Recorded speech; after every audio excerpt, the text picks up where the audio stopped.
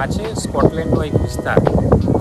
અહીંયાની શુદ્ધ હવા, હરિયાળી અને શાંતિ વચ્ચે ઊભા રહીને જ્યારે મેં એક ઊંડો શ્વાસ લીધો તો એક ખૂબ જ મહત્ત્વની વાત મને યાદ આવી કે આપણી રોજિંદી દોડભાગ, ઓફિસનું ટેન્શન, દોડતી જિંદગી વચ્ચે ધીમે ધીમે આપણા શરીર અને મન પર સ્ટ્રેસનું લેવલ વધતું જાય છે. અને એઝ અ આઈબીએસ સ્પેશિયાલિસ્ટ હું એક ખૂબ જ મહત્ત્વની વાત કહીશ કે જ્યારે કોઈ કપલ પ્રેગ્નન્સીનું પ્લાનિંગ કરે છે તો ત્યારે તેને સૌથી વધારે નડતી બાબત છે સ્ટ્રેસ. કારણ કે આનાથી આપણા શરીરમાં સ્ટ્રેસ હોર્મોન્સ એટલે કે કોર્ટિઝોલનું લેવલ વધે છે, જેના લીધે સ્ત્રી અને પુરુષમાં ફર્ટિલિટી એટલે કે ગર્ભ ધારણ કરવાની ક્ષમતા ધીમે ને ધીમે ડાઉન થતી જાય છે.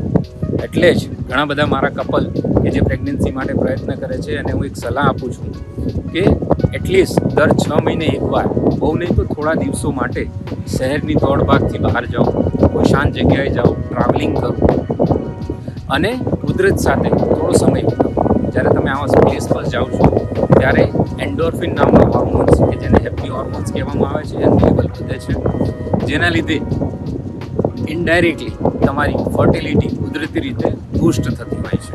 ક્યારેક પોઝિટિવ જર્નીની શરૂઆત માત્ર એક રિલેક્સ માઇન્ડથી થતી હોય છે.